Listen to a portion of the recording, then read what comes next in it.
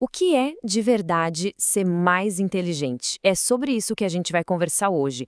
Como dá para ir além de um número, de uma nota, e expandir a nossa mente de verdade? Sabe aquela sensação de se sentir meio para trás? De achar que o QI não colabora? Pois é, muita gente se sente assim. Mas e se? E se essa nossa obsessão toda com esse número estiver, na verdade, atrapalhando, desviando a gente do que é inteligência de verdade? Então, vamos começar pelo começo. E o começo dessa história tem um vilão bem famoso. Essa busca, quase uma obsessão, por um QI mais alto. Como se só isso importasse. Ok, mas o que é QI, afinal? É a sigla para quociente de inteligência. E no fundo é basicamente uma nota. Uma nota que mede a habilidade de resolver problemas de lógica, sabe? Com um foco bem pesado em matemática e raciocínio espacial. E aí que mora o perigo, a armadilha. Muita gente olha para essa nota e pensa, pronto, é isso, tô presa nessa caixa. Mas a grande novidade, o que a ciência mostra hoje, é que essa caixa, bom, ela nem tem paredes. Beleza, se o QI não é uma sentença, a pergunta é como é que a gente fortalece o cérebro? Bora ver umas estratégias que, olha, funcionam de verdade.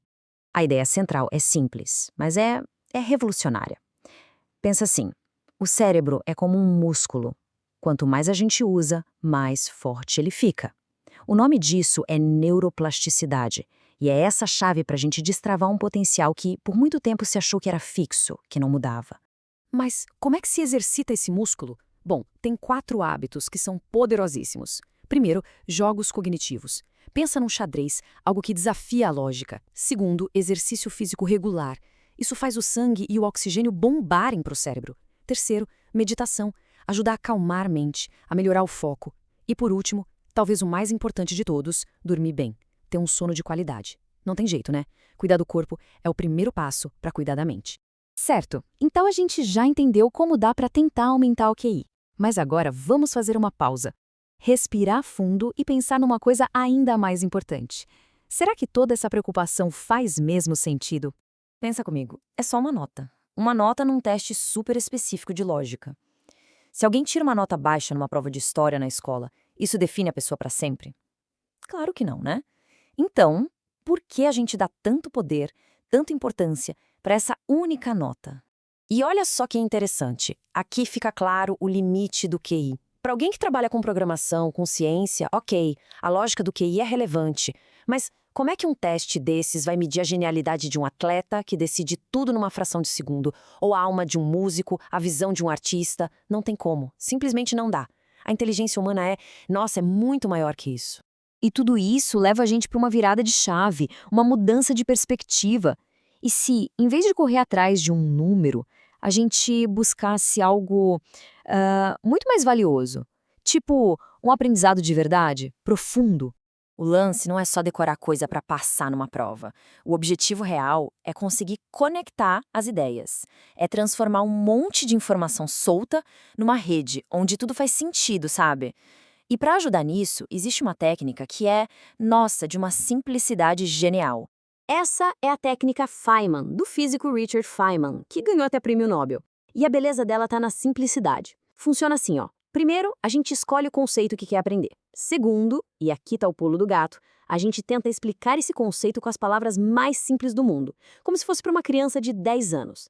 Terceiro passo, em algum momento a gente vai travar. É normal e é ótimo porque é aí que a gente percebe o que não entendeu direito. E por último, a gente volta, estuda de novo só aquela parte que travou e tenta simplificar a explicação mais uma vez. É um ciclo que não para. E o resultado disso é transformador. A gente é forçado a entender de verdade, a largar decoreba. A gente descobre exatamente onde estão os buracos no nosso conhecimento.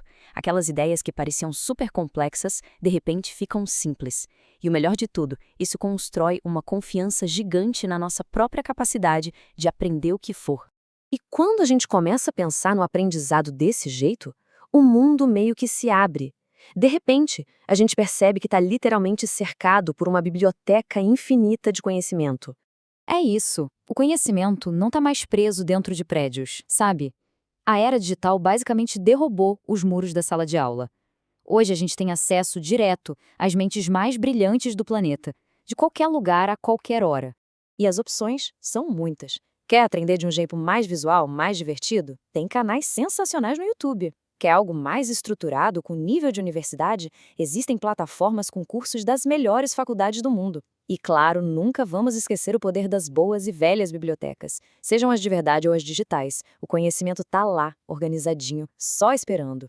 A conclusão é bem clara, né? Aprender com qualidade nunca foi tão acessível, tão democrático. Muitas vezes, a única barreira que ainda existe é a nossa própria iniciativa de começar. Bom, e tudo isso junto leva a gente para uma conclusão que é, de certa forma, libertadora.